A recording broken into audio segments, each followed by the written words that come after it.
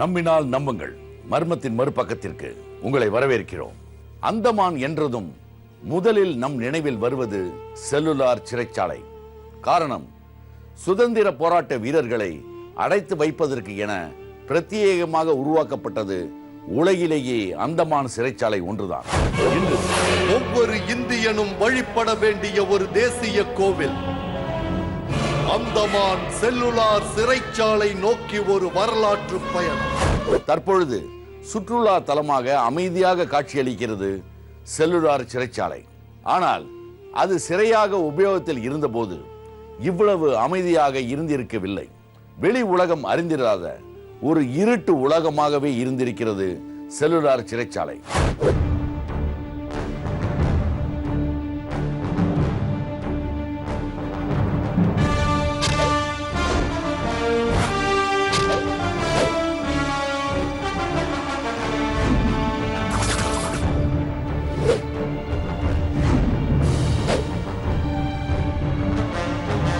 அந்தமான் என்ற சொல்லோடு எப்போதும் ஒட்டியே இருக்கும் ஒரு வார்த்தை ஜெயில், அதாவது சிறைச்சாலை.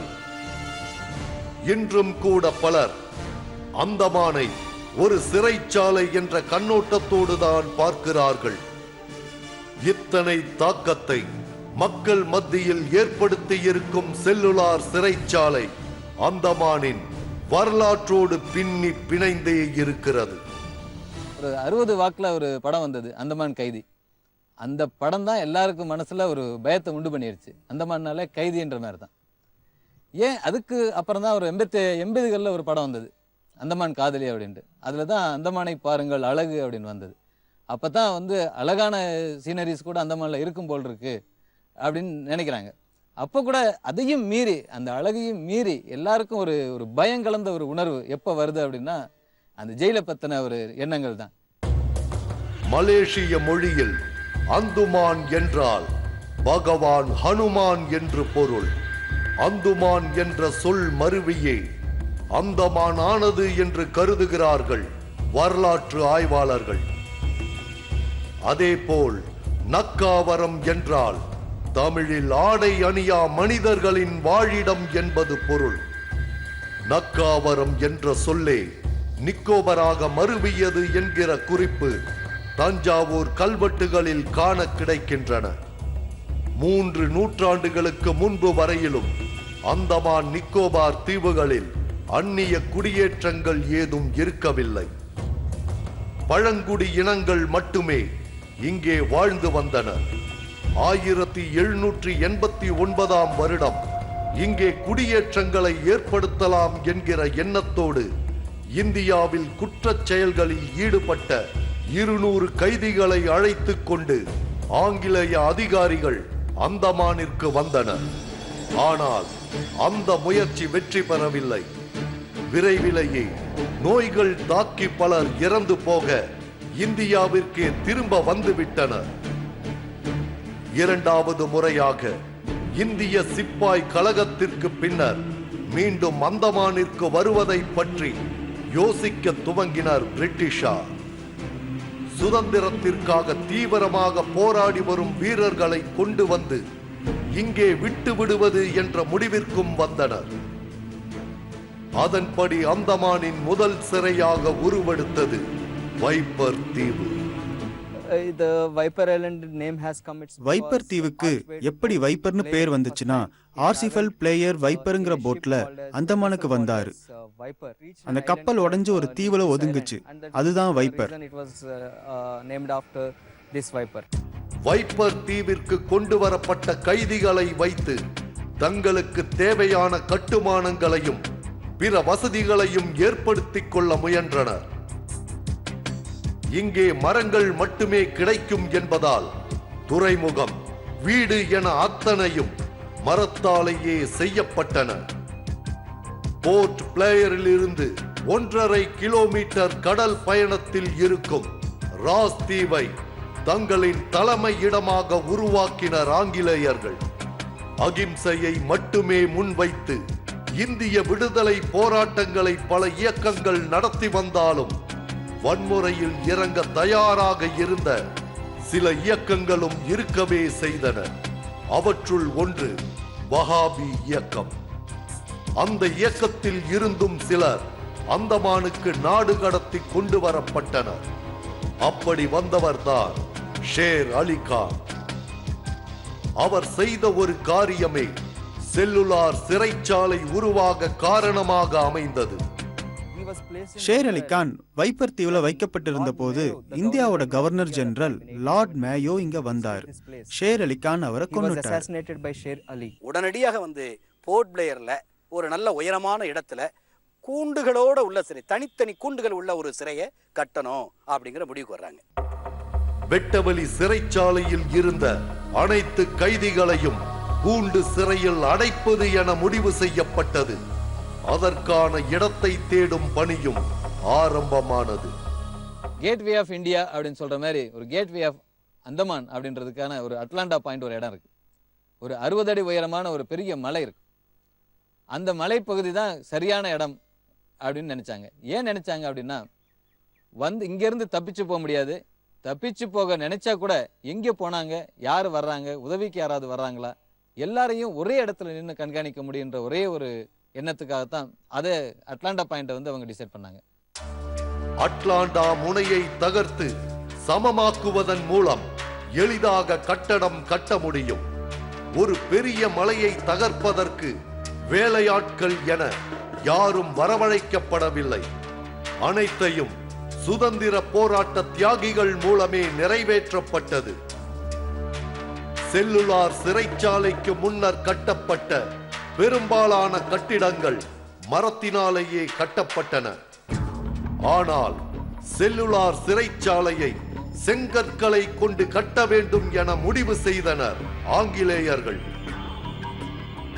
அந்தமான் தீவில் அத்தனை லட்சம் செங்கற்களை தயாரிப்பது இயலாத காரியம். அதனால் பர்மா போன்ற இடங்களில் இருந்து இறக்குமதி செய்தனர். இந்த சிறைச்சாலைக்கு தேவைப்பட்ட எல்லா செங்கற்களுமே பர்மாவில தான் கொண்டு வர முடியுமா, ஏன் இங்கே இருந்து கூட செய்ய முடியாதா அப்படின்ற யோசனை இங்கே வந்தது. செங்கல் செய்யறதுக்கு களிமண் வேணும். களிமண் இதில் 2-3 இடத்துல, காலிக்கன்ற ஒரு ஊர்லையும் ஒரு நமுனாகர்ன்ற ஒரு இடத்துலையும் களிமண் கிடைக்குது. அந்த களிமண்ணையும் அவங்க ட்ரை பண்ணியிருக்காங்க. ஆனால் இங்கே மோசமான வானிலை காரணமாக ஒரு 8 மாசமாக மழை பெஞ்சிட்டு இருக்கும். அப்போ 8 மாசமாக எந்த விதமான இந்த வேலையும் செய்ய முடியாமல் செங்கல் தயாரிப்பு 8 மாதத்துக்கு உண்டான செங்கல்கள் அங்கேருந்து கொண்டு வந்தாங்க, பர்மாவிலேருந்து கொண்டு வந்தாங்க. மிச்சம் 4-5 மாதத்துக்கு உண்டான இதை இங்கேருந்து செஞ்சாங்க. நமுனாகர்ல இருந்து இந்த அபர்தீன் ஜட்டி வரைக்கும் ஒரு லோக்கோ ட்ரெயின் மாதிரி சின்ன ட்ரெயினும் கூட விட்டுருக்காங்க. சிகப்பு நிறமும் வாயில் வளைவுகளும் ஆங்கிலேயர்களுக்கு பிடித்தமான விஷயம். அதனால் சிறைச்சாலை சிவப்பு நிறத்திலும் ஆட்சிகள் அதிகம் உள்ளபடியும் உருவாக துவங்கியது. இதற்கு பயன்படுத்தப்பட்டவர்களும் அரசியல் கைதிகள் தான். அவர்கள் கடின உடல் உழைப்பிற்கு பழக்கமில்லாதவர்கள் ஆகையால் சிறைச்சாலையை கொஞ்சம் கொஞ்சமாக கட்டி முடிக்க 10 வருடங்கள் ஆனது. இன்னைக்கு கூட இந்த ஊரில் வெத்தலை போடுறதுக்கு சுண்ணாம்பு என்ன வச்சுக்குவாங்கன்னா, அந்த சிப்பிகளை வேக வச்சு அதிலிருந்து தான் சுண்ணாம்பு எடுப்பாங்க. இன்றைக்கி நம்ம வெத்தலை போடுறது சுண்ணாம்பு எடுக்கிறது பெரிய கஷ்டம். ஆனால் அன்றைக்கி இவ்வளோ பெரிய ஜெயிலை கட்டுறதுக்கு எவ்வளோ சுண்ணாம்பு தேவைப்பட்டிருக்கும், எவ்வளோ சிப்பிகளை வந்து அவங்க வேக வச்சுருக்கணும், இவ்வளவு செங்கலையும் அரைச்சி அவங்க கற்களாக உற்பத்தி பண்ணோம்னா எவ்வளவு தொழிலாளர்கள் தேவைப்பட்டிருக்கும். ஆனால் எந்த ஒரு தொழிலாளரையும் பயன்படுத்தலை. எல்லாமே நம்முடைய தியாகிகள், நம்முடைய சுதந்திர போராட்டத்திற்காக பாடுபட்ட வீரர்கள். அவருடைய பார்வையில் சொல்றேன்னா குற்றவாளிகள். இங்கே குற்றவாளிகளாக இருந்தவர்கள் தான், கைதிகளாக இருந்தவர்கள் தான் அவ்வளவு செங்கலும் தயாரிச்சாங்க, இந்த கட்டடத்தை கட்டினாங்க. இத்தனை பெரிய பிரம்மாண்ட கட்டிடத்தை கட்டி முடிக்க ஆங்கிலேயர்களுக்கு ஆன செலவு வெறும் 5.25 லட்சம். 1906ஆம் வருடம் தனது முழு உருவத்தையும் பெற்றது அந்தமான் செல்லுலார் சிறைச்சாலை. 7 கால் சிலந்தியை போல கம்பீரமாக எழுந்து நின்றது சிறை. அதன் பின்னர் சிறைக்குள்ளாக அடைக்கப்பட்ட சுதந்திர போராட்ட வீரர்கள் அனுபவித்த கொடுமைகள் எண்ணில் அடங்காதவை. பிரெஞ்சு புரட்சியின் போது கைது செய்யப்பட்டவர்களை பாஸ்டல் சிறையில் அடைத்தார் லூயி மன்னன். அதனால் அந்தமான் சிறைக்கு இந்தியாவின் ஃபாஸ்டல் என்றும் ஒரு பெயர் உண்டு.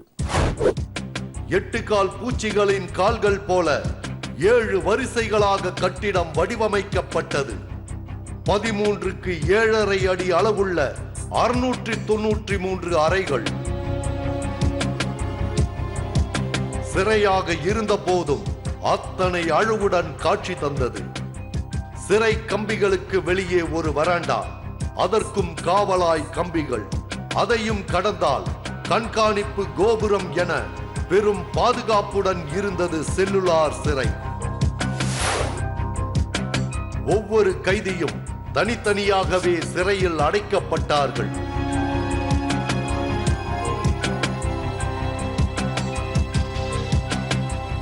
சிறையில் இருக்கும் நேரங்களில் ஒரு கைதி மற்றொரு கைதியோடு பேசிக்கொள்ள முடியாது. The cell was constructed in such a way that சிறையோட அறைக்குள்ள ஒளி துளியும் போகாத அளவுக்கு கட்டப்பட்டு இருக்கு. உள்ளே இருக்கிற கைதி சுவற்றை தவிர வேற எதையும் பார்க்க முடியாது. a kind of mental torture. 700 பேரும் ஒரே டயத்தில் சேர்ந்தா போராட்டம் நடந்து அப்படின்னு சொல்லி தான் இந்த திட்டம் போட்டு இதை அப்படியே உங்களுக்கு ஸ்டார் டைப்ல இந்த செல்லுலர் ஜெயில கட்டிட்டாங்க. இந்தியா மட்டுமின்றி ஆங்கிலேய காலனி நாடுகள் பலவற்றில் இருந்தும் புதிதாக கைதிகள் சிறைக்கு வந்த வண்ணமே இருந்தார்கள். In initial 6 months, முதல் 6 மாசம் ஒழுங்கு வகுப்புகளுக்கு கைதிகள் உட்படுத்தப்படுவாங்க. அதற்கு பிறகு 1.5 வருஷம் கடுமையான வேலைகள் அவர்களுக்கு தரப்படும். 2 வருஷத்துக்கு பிறகு 10 வருஷம் வரைக்கும் சாதாரண கைதியா அவங்க நடத்தப்படுவாங்க. 10 வருஷத்துக்கு பிறகு அவர்கள் விடுதலை செய்யப்படுவாங்க. ஆனாலும் தீவை விட்டு வெளியேற முடியாது. from the prison, from the cellular jail, but he cannot leave the islands. காலை வேளைகளில் வெளியில் வர அனுமதி உண்டு. ஆனால் அப்போதும் மற்ற கைதிகளுடன் அவர்கள் பேசக்கூடாது. தங்களுக்கு கொடுக்கப்பட்ட வேலைகளை மட்டுமே செய்ய வேண்டும். நட்சத்திர வடிவில் கட்டப்பட்ட செல் வரிசைகளுக்கு இடையே ஒர்க் ஷாப்புகளும் அமைக்கப்பட்டிருந்தன. எண்ணெய் ஆட்டுவது உள்ளிட்ட கடுமையான வேலைகளும் ஒர்க் ஷாப்பில் கைதிகளுக்கு கொடுக்கப்பட்டன.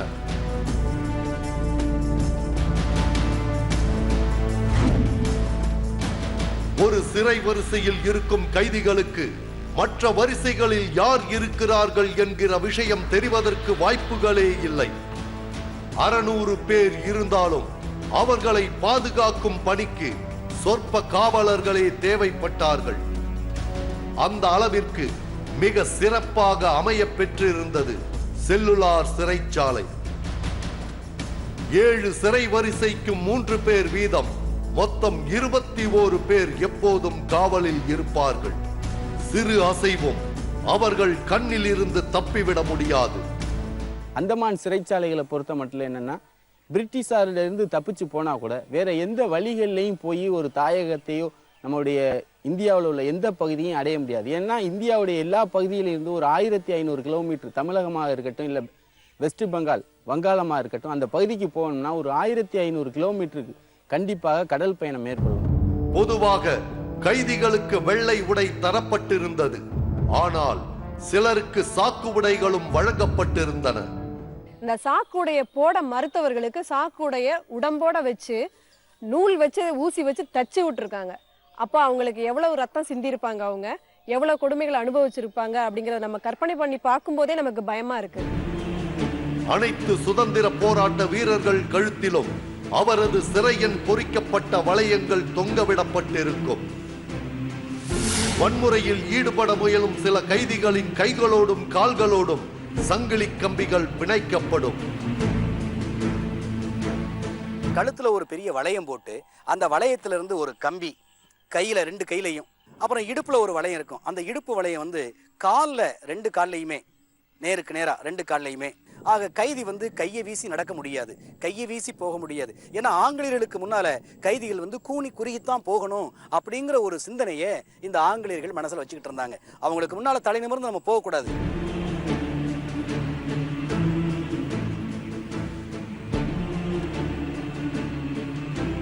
அலறல் சத்தம் மட்டுமே மற்ற கைதிகளுக்கு கேட்கும்.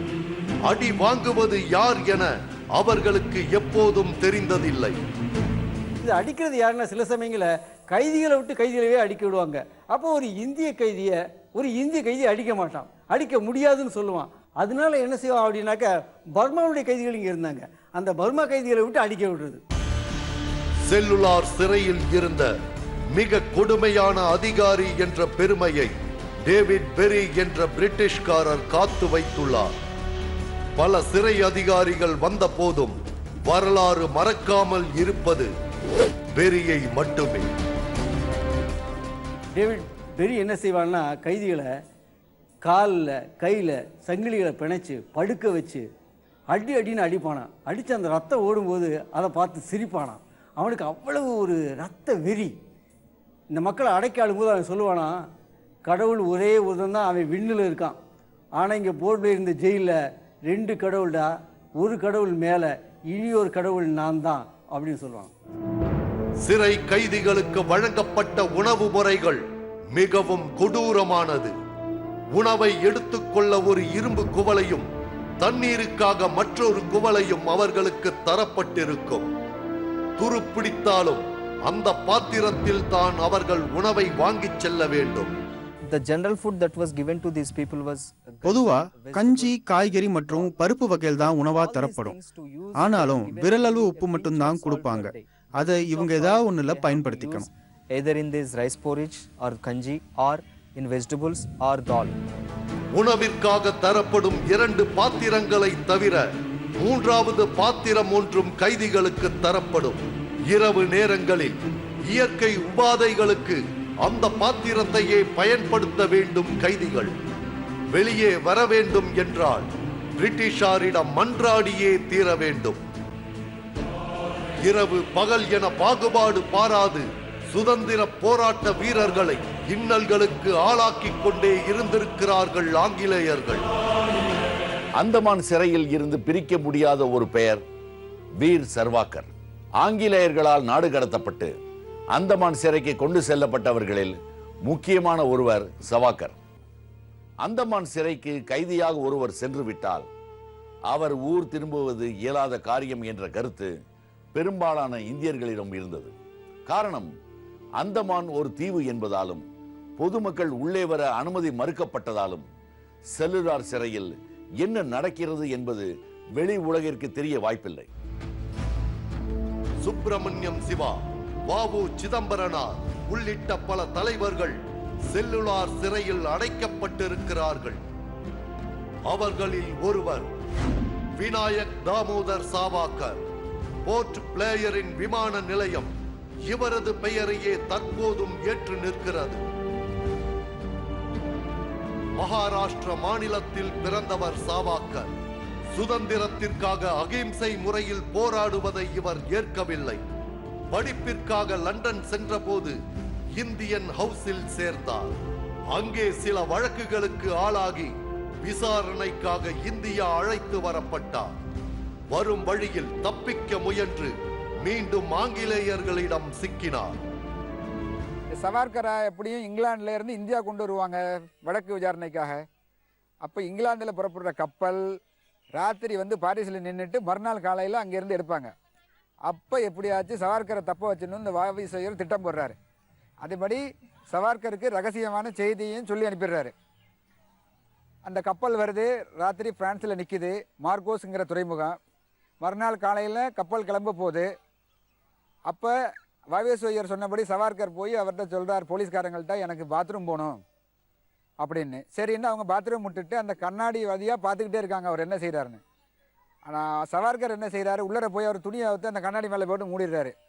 மூடிட்டு ஜன்னல் வழியாக கடலில் குதித்து நீய ஆரம்பிச்சிடுறாரு. நீஞ்சிட்டு வர்றப்போ இந்த சவுண்டை கேட்டு போலீஸ்காரங்களும் குதித்து இதில் துரத்திக்கிட்டே வர்றாங்க. பிரிட்டிஷ் மண்ணில் பாரிஸில் ஏறிடுறாரு, கரை ஏறிடுறாரு. கரையேறி ஓடிட்டு இருக்காங்க. அங்கே காமா அம்மையாரும் வாவேசுயரும் இவருக்காக காத்துட்டு இருக்காங்க. ஆனால் எங்கேயோ எதிர்பாராமல் ஒரு பிரான்ஸ் போலீஸ்காரன் குறுக்க இவரை பிடிச்சிடுறான். விடு விடுன்னு இவங்க சொல்கிறப்பையும் விடாமல் $1 லஞ்சத்திற்காக அந்த ஆங்கில போலீஸ்காரங்கள்ட்ட சவார்கரை ஒப்படைச்சிடுறாங்க. இரட்டை ஆயுள், அதாவது 50 வருட சிறை தண்டனை சாவர்கருக்கு வழங்கப்பட்டது. அவர் செல்லுலார் சிறையில் அடைக்கப்பட்டார். சிறை அதிகாரிகள் அரசியல் கைதிகளை நடத்திய விதம் அவரை அதிகமாக பாதித்தது. குறைந்தபட்சம் நல்ல உணவு மற்றும் சிறிய நூலகம் வேண்டும் என்று கேட்டு பெற்றார் அவர்.